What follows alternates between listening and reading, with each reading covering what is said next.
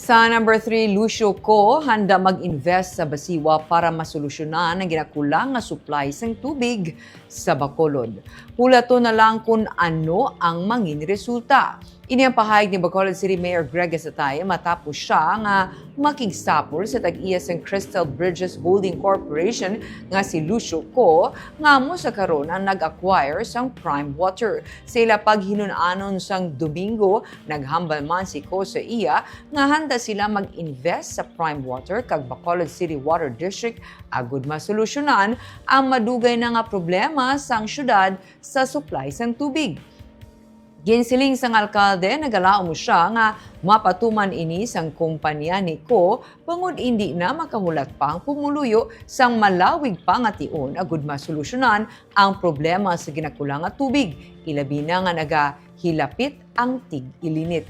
Dugang pa sang alkalde, hindi na maghilabot pa ang syudad sa agreement sa prime water kag Nico. Tuyo lamang sa syudad nga proteksyonan ang interes sang pumuluyo kag siguruhon nga masarangan sang Crystal Bridges Holding Corporation nga masuplayan sang tubig ang bug-os nga Bacolod 24/7. Ang Prime Water Infrastructure Corporation ang una nga nagadumalat sang basiwa paagi sa isa ka joint venture agreement apang sang Disyembre sa nagligad nga tuig gin-acquire na sang Lucio Co Group ang kabug-usan sang Prime Water.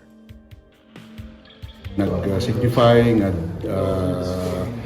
willing gid siya nga mag-invest to with regards sa water district, no. So ang ako dato yung sila natin, we will just await for the outcome sang whatever the result, no, sa pag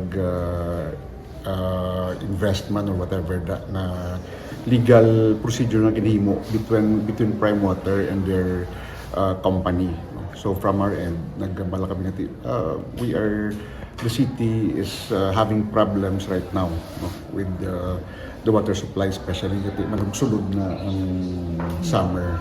So in-mention ko natin, ang reklamo sa pumuluyo has been going on since quite some time, especially with what is happening sa Prime Water.